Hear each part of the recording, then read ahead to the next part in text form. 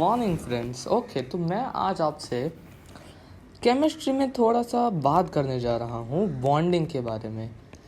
ये एक बहुत 2 या 5 मिनट्स का आसपास वीडियो होगा and I will just clear any doubt you have about bonding. तो देखो, बॉन्डिंग में क्या है, यहाँ पर मैं एक्चुअली केवल sigma bond and pi bonds की बात करूँगा and how to find this number in any given compound. तो देखो क्या है, समझो बात को। पहली बात तो ये तुम्हें किस में दिखेंगे, ये तुम्हें दिखेंगे कोवेलेंट कंपाउंड्स में, क्योंकि कोवेलेंट कंपाउंड्स जो होते हैं उनमें जैसे मान लो मीथेन, हम क्या सोचते हैं कि जो मीथेन है ये कार्बन एटम है हमारा, ठीक है। आउटर शेल में 4 इलेक्ट्रॉन्स है और ये है हमारा हाइड्रोजन एटम जिसके आउटर शेल में 1 इलेक्ट्रॉन है। ऐसे 4 हाइड्रोजन एटम आ जाते हैं। This is what we think, right. और फिर होता क्या है, ये एक दूसरे के साथ शेयरिंग ऑफ इलेक्ट्रॉन्स करते हैं। ये कुछ ऐसे हो जाता है। ये केवल तुम्हारे समझ के लिए एक डायग्राम है। It is not so easy as it looks here.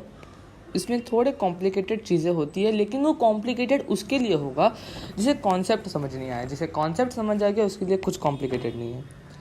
तो we will try to understand what is going on. देखो क्या है, पहली बात तो तुम लोग को क्वांटम मैकेनिक्स या फिर मैं कहूँगा केमिस्ट्री से थोड़ा बहुत जानकारी होनी चाहिए। उसके बिना तुम्हें प्रॉब्लम होगी ये चीज़ समझने में। अगर किसी को जानकारी है, मैं एक बार छोटा बहुत रिवाइज भी कर देता हूँ। देखो होता क्या है, पहला होता है तुम्हारा प्रिंसिपल क्वांटम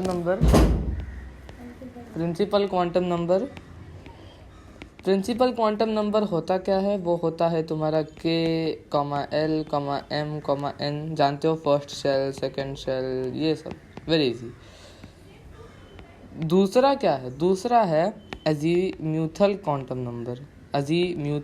नंबर, ठीक है। इसमें मैं अभी ज़्यादा डिटेल में जाऊंगा नहीं, ठीक है। अज़ीम्यूथल क्वांटम नंबर क्या कहता है कि भाई अगर ये मुझे बेसिकली किसका इन्फॉर्मेशन देता है, ओरिएंटेशन का।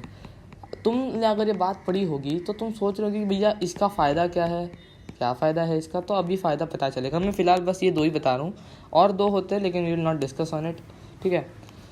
ओरिएंटेशन में क्या होता है, देखो उसके पहले क्या होता है, इसमें हमें ऑर्बिटल्स देखने को मिलते हैं। यहाँ पे हमें ऑर्बिटल्स का इंट्रोडक्शन होता है, ओके। ये बस तुम्हारे समझने के लिए समझा रहा हूँ। Don't take it as a hardcore concept. I suggest you to read your proper books for this.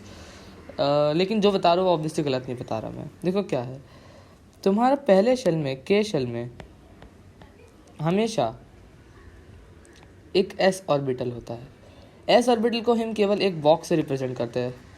एक बॉक्स में 2 इलेक्ट्रॉन्स भर सकते हैं। ये एक ऑर्बिटल है, इसको हम ऑर्बिटल भी कहते हैं। इस ऑर्बिटल में केवल 2 इलेक्ट्रॉन भर सकते हैं जो ऑपोजिट स्पिन के होते हैं। ऑपोजिट स्पिन का मतलब एक ऐसे जाएगा तो दूसरा उल्टा जाएगा, ऐसा नहीं कि दोनों सेम डायरेक्शन में, ठीक है। L शेल में क्या होता है, ये तो होता ही है, इसको हम s ऑर्बिटल कहते हैं, ये तो होता ही है। साथ में तुम्हारा और एक होता है p ऑर्बिटल में जैसे तुम देख सकते हो 1 2 3 है। सिमिलरली यहाँ पे 2, लेकिन अगर मैं तुमसे कहूँ कि इसमें इलेक्ट्रॉन्स फिल कैसे करोगे, मतलब अगर तुम्हें चेक करना है कि कॉन्फ़िगरेशन कैसा है, तो first always fill it orbital wise. मतलब पहले एस में देखो, तो पहले हमेशा एक डायरेक्शन में भरो, ऐसा नहीं क्लॉकवाइज एंटी क्लॉकवाइज। क्लॉकवाइज करो तो पहले सारे क्लॉकवाइज भरो, एंटी क्लॉकवाइज करो तो पहले सारे एंटी क्लॉकवाइज करो। तो पहले क्लॉकवाइज भरो, इसमें तो एक ही है तो ये ऐसे ही कर दो। जैसे इसमें क्या होगा, ऐसे ऐसे ऐसे, और फिर जितने बचे, अगर इतना है तो बस इधर तक ही रुक जाओ, और है तो करो। इसके आगे भी फिर देखो, L शेल में ये मैक्स है, इसके अलावा और ज़्यादा आएगा नहीं। उसके बाद K के बाद L के बाद M शेल में भी S है, P है, लेकिन इसमें और एक इंट्रोडक्शन हो जाता है D का, ठीक है, जिसमें 1 2 3 4 5 घर होते हैं, 5 ऑर्बिटल होती है, ठीक है। तो ऐसे S P D F तक होता है, ठीक है। अब देखो क्या है, S का जो अज़ीम्यूथल क्वांटम नंबर है जिसको हम L कहते हैं वो है 0, ठीक है। पी का जो अजीमुथल क्वांटम नंबर है वो है +1 नहीं +1, -0, -1। अच्छा, इसको प्रॉपर सीक्वेंस में लिखते हैं। देखो समझो बात को, ये होता क्या है, ये तुम्हें एड्रेस ऑफ इलेक्ट्रॉन बताता है, ये बात थोड़ी बहुत ठीक है, but more precisely it is trying to tell you the highest probability of where you will find electron. ठीक है, मतलब अगर S है तो अजीमुथल क्वांटम नंबर तो भाई एक ही है। इसका ओरिएंटेशन तो भी नहीं बताया नहीं। चलो, ओरिएंटेशन होता है स्फीयर का, स्फीयरिकल ओरिएंटेशन इसका। अब देखो sphere X axis, Y axis और जेड एक्सिस में तो एक ही है। ये एक्स है, ये वाई है, ये जेड है। एक्स वाई जेड में तो एक ही है। ठीक है, मतलब तुम सोचो ना, बॉल को कैसे भी रखो, बॉल ही दिखने वाला, अलग तो कुछ होगा नहीं। ठीक है, यहाँ पर ये क्या कह रहा है, यहाँ पर ये क्या कह रहा है, ये तीनों घर थे ना जो ये मैंने यहाँ पे बनाए थे, this is represents -1, this represent 0, this represent, it is just a representation. Number line जैसे रिप्रेजेंट कर रहे हैं हम इसको, कुछ ऐसा कुछ इस वैल्यू का कोई मीनिंग नहीं है यहाँ पे। ओके, अब देखो क्या है, ये कह रहा है कि इलेक्ट्रॉन पाने की पॉसिबिलिटीज इन जगहों में ऐसे है। ठीक है, तो इसका ओरिएंटेशन कैसा होता है, इसका ओरिएंटेशन होता है डम्बल शेप। अब सोचो, एक्स एक्सिस में तो डम्बल शेप ऐसा दिखेगा, वाई में डम्बल शेप ऐसा दिखेगा वाई में, और जेड में कैसे, जेड में सीधा दिखेगा। तो you see there is some difference here, this Y is not like this. तुम ऐसे समझो कि ये प्लेन ऑफ पेपर है। ठीक है, दोनों के बीच का एंगल 90 है। ठीक है, ट्राई टू विजुअलाइज इट। ठीक है, तो ये तुम समझ गए होंगे कि पी ऑर्बिटल, इतना याद रखने कि जो पी ऑर्बिटल है वो डम्बल शेप्ड होता है। अब आते हैं मुद्दे पे, तो देखो क्या होता है। जैसे अगर मैं मेथेन की बात करूँ, या फिर मैं तुम्हें यहाँ पर मेथेन ही नहीं, मैं तुम्हें सिंपली बता देता हूँ एक सिंगल कॉन्सेप्ट। देखो होता क्या है, जब सिंगल बॉन्ड होते हैं, सिंगल बॉन्ड में शेयरिंग तुम जानते हो, तो शेयरिंग एक्चुअली होती कैसी है, जब दो डम्बल शेप, देखो यहाँ पर भी एक है, यहाँ पर भी एक है। जब किसी एटम, जैसे मान लो कार्बन का कॉन्फ़िगरेशन क्या है, कार्बन का कॉन्फ़िगरेशन है 2 4। तो कैसे लिखेंगे, देखो बड़ा सिंपल है। पहले फर्स्ट शेल की बात करते हैं। फर्स्ट शेल में कैसे भरेंगे, ऐसे भरेंगे, ये तो इतना ही होगा। सेकेंड शेल में क्या है, सेकेंड शेल में एक S हो सकता है, यहाँ पर हो सकता है इलेक्ट्रॉन, ये पॉसिबल प्रोबेबिलिटी बताता है हमें, because actually electron is a wave. Okay, हम ऐसे समझते हैं इसको। यहाँ पे तो ऐसे ही भर देंगे, ये देखो यहाँ पे 4 है, 1 2 भर गया। अब 1 2 3 और फिर यहाँ से 4। ठीक है, अब तुम देख रहे हो कि ये दो, अब देखो जब ये फिल्ड होता है, जब ये फुलफिल्ड होता है सबसे ज़्यादा स्टेबल होता है, सबसे स्टेबल। और हम जानते हैं कि सब स्टेबिलिटी की तरफ जाते हैं। ठीक है, तो ये जो एम्प्टी है, ये क्या करेगा, इसको इलेक्ट्रॉन चाहिए, ये ज़्यादा पागल होगा इलेक्ट्रॉन के लिए। तो होता क्या है इसमें, फिर अभी हाइब्रिडाइजेशन के कभी कॉन्सेप्ट आते हैं, हाइब्रिडाइजेशन का कॉन्सेप्ट आता है। चलो बता देता हूँ क्या होता है हाइब्रिडाइजेशन में। क्या होता है, तुम्हारा ये जो एक इलेक्ट्रॉन है ये इधर कूद लेता है। ठीक है, एक सेकंड, यहाँ पे गड़बड़ कर दी मैंने, ये ना एक, अरे रे, हाँ यहाँ पे देखो सेकेंड शेल में कितने इलेक्ट्रॉन है, सेकेंड शेल में 4 इलेक्ट्रॉन है। तो 4 कैसे बनेंगे, 1 2 फिर 1 2 हो गए ना, 4 इधर ही होगा। अब ये तेरा इलेक्ट्रॉन इधर जाएगा, इधर। ठीक है, तो यहाँ पे फुलफिल नहीं है, हाफ फिल्ड होता है सेकेंड स्टेबल,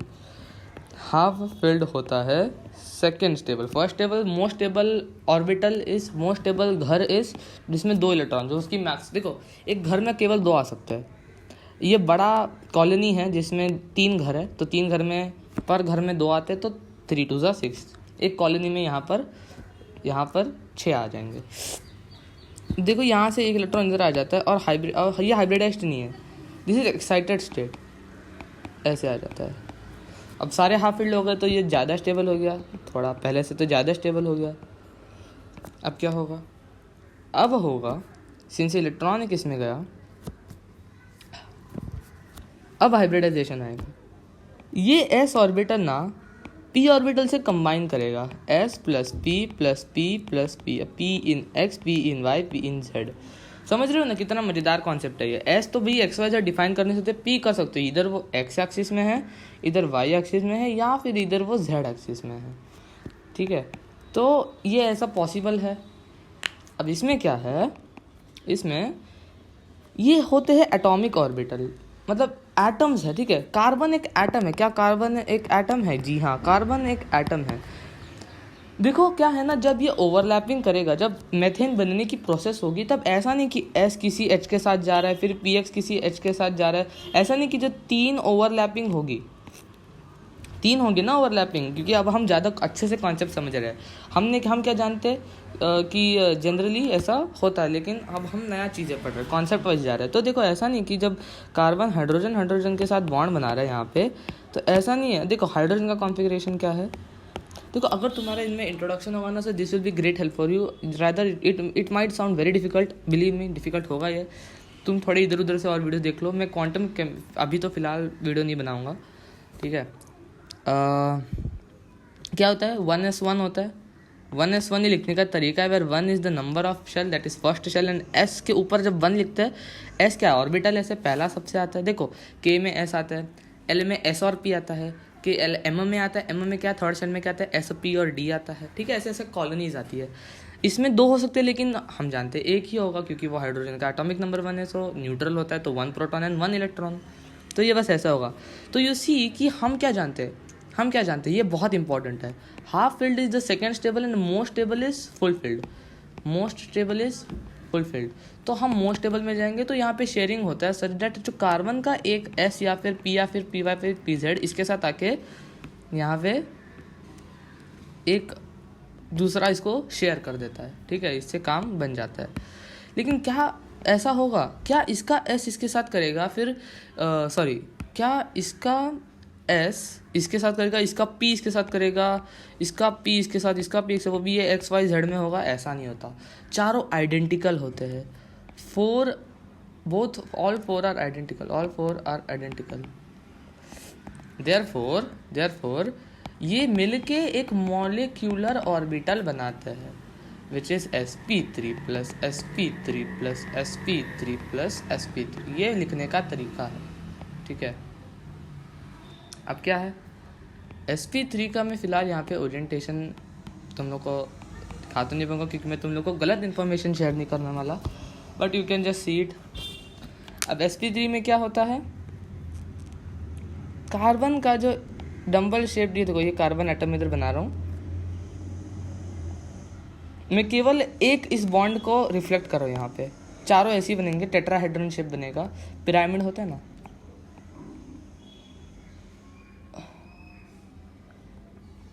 ऐसे कुछ। ये 1 कार्बन, 2 कार्बन, 3 कार्बन, 4 कार्बन।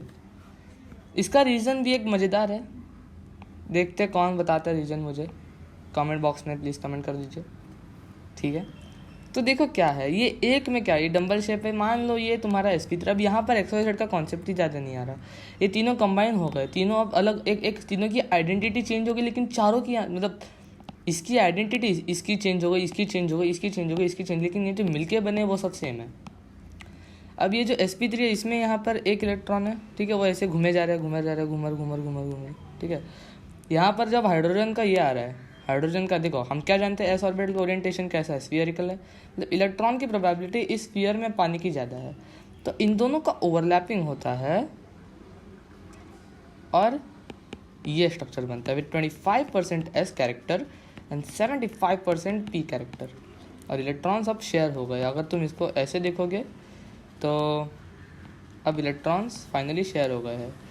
सो यहाँ पर इसको हम कहते हैं हाइब्रिडाइजेशन। इसमें काफ़ी टाइप्स होते हैं, मैं उसमें ज़्यादा डिटेल में जाऊँगा, ये मैं स्पेसिफिक। अब देखो, अब तुम समझ गए होंगे कि क्या हो रहा है। ये जो शेयरिंग हुआ ना, ये जो ओवरलैपिंग हुआ ना, एक्चुअली इसको ऐसे ओवरलैपिंग कहते हैं। इसको ऐसे ओवरलैपिंग होगा ना, जिससे ये कैरेक्टर आएगा, इस बॉन्ड को हम कहते हैं सिग्मा बॉन्ड। बस